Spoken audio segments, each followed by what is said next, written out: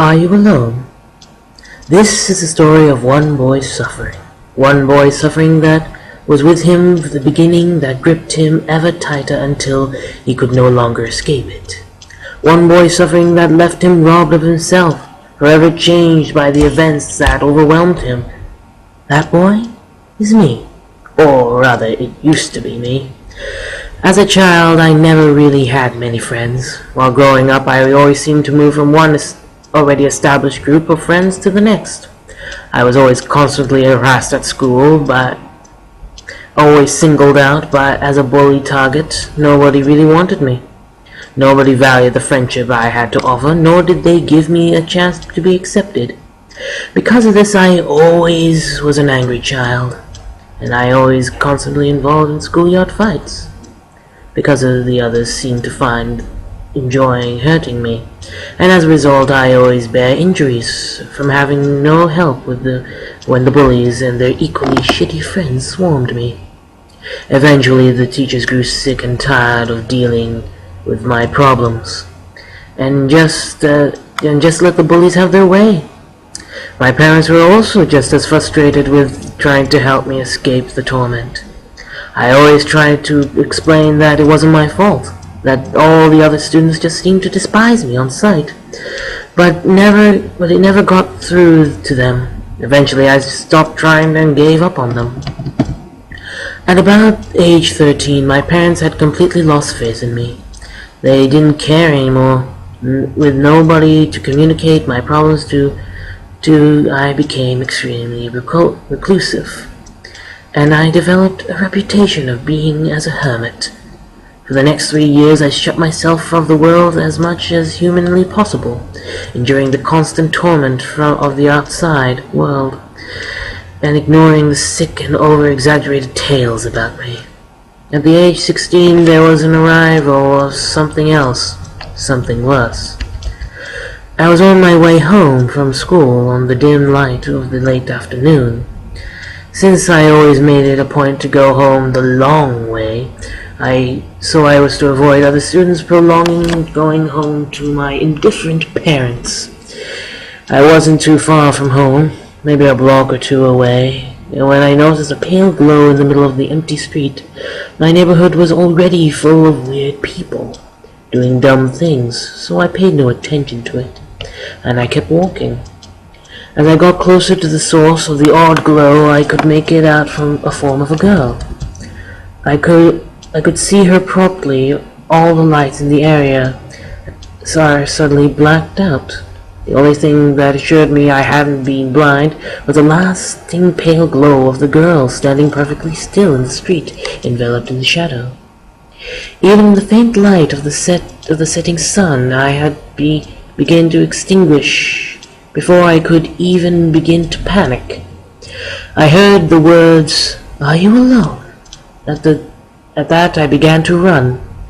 I couldn't see where I was going, or even if I was going anywhere at all. All I know is that eventually I turned to see what was behind me. If anything, I didn't like what I saw. "Are you alone?" said the girl, who was now standing right in front of my face. She looked to be about 14. She wore clothes like some sort of maiden from the 17th century. She had a face full of innocence and spoke with her words softly. I slowly gathered strength to answer her, and I noticed my watch was frozen, so there was no way to me to know how much time had elapsed. Yes, I stuttered unsurely. At the point I could only think I was hallucinating or about to die. "Can we be friends?" she said next, leaving me speechless while longer. Fear gripped me as I could feel the strain in my throat. I was stuttering for words, any words, to break this sickening and ungodly silence. After a while, I was the stage where I felt I need to get this, whatever this was, over it with. "Yes," I answered bleakly, as I fell to the floor, having exerted the last of my willpower. The girl seemed amused. Her eyes seemed full of content, as she had a small smile. Seeing this both relieved and unnerved me simultaneously. I don't know quite how to describe it. Almost immediately after, the girl's clothes began to move on her own accord. Her scarf-like wrapping flowed through a tornado, like her long dress blowing in the breeze of a hollow, empty nothingness. Since the air was still, her hair began to move slowly and innocently across the seams to despair her from her eyes. She opened her mouth slightly, and her eyes darkened until they were completely engulfed in the shadows around us. I suddenly began to feel pain running up and down, all throughout my body. I was gripped by the shockwave of pure torture. That was the feeling I couldn't move, as this was continuing until I passed out. Then when I came to, I was lying in the street. Immediately I got up and frankly looking for the girl, but there was no trace of her. The time was 1:50 a.m. It took longer than it should have for me to realize the intense pain was gone. When I finally got home, I decided to sleep for another day at school and leave the thoughts I was running until morning. I was not granted the luxury, however. The little sleep I did get was haunting with strange nightmares, not of the girl, but of me being in pain, the same intense pain I had felt earlier. In the end, the nightmare was much worse. The girl, she was there, with her innocent guise haunting my very dream. Then I woke up, rather as anticlimactically as I was thankful for that, at least. As the days turned to weeks, it seems that all I could focus was that girl. She appeared at the end of my nightly dreams. It was more aggressive each time, mainly to the point that school wouldn't acknowledge me. They never spoke to me or nor of me again. Having been bullied all my school life, this was a strange feeling. My family also wouldn't speak to me. My mother said it was like I emanated a strange aura that chilled her very soul. I knew only one thing that was responsible. Her. I never told anyone about her. I knew it would be ridiculed at school, as always, and my parents would have sent me to a mental hospital.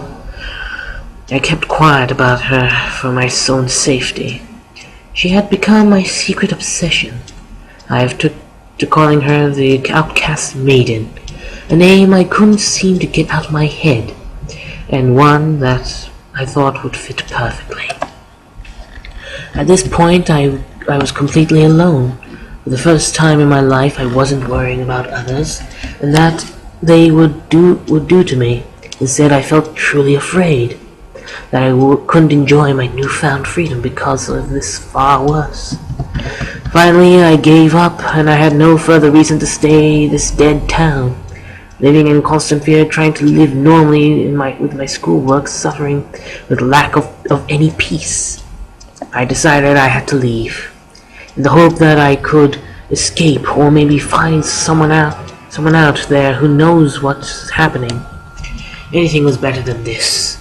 While my parents slept in the early hours of the morning, I took all the money I could find, including my parents' credit cards, and I left for the train station. I was so distracted with not knowing where I was going or what to do that I was unable to process my mind the terrible scenario that by now should have been familiar with. I only have half an hour to get there before the train leaves. I thought that to myself, completely unaware that the streetlights had blackened out. By the time I'd seen a pale glow in the endless blackness, I was so stressed and full of rage that I no longer feared her. I hated her, and I was prepared to act. "What the fuck are you, and what the fuck do you want with me?" I shouted forcibly into the darkness towards her. She began to playfully giggle.